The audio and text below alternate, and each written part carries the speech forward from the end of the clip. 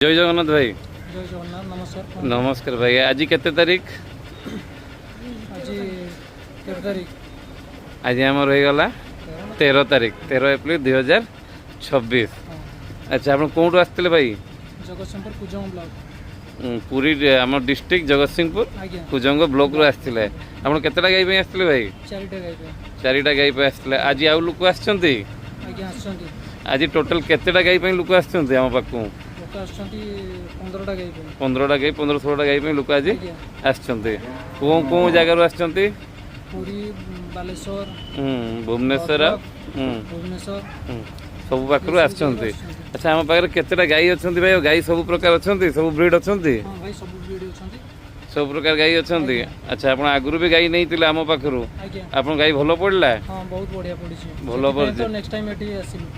अच्छा अच्छा अच्छा धन्यवाद भाई। आज भी गाई वर्तमान भलो भलो अछंती तो? आज्ञा ठीक अछि। जय जगन्नाथ भाई। जय जगन्नाथ।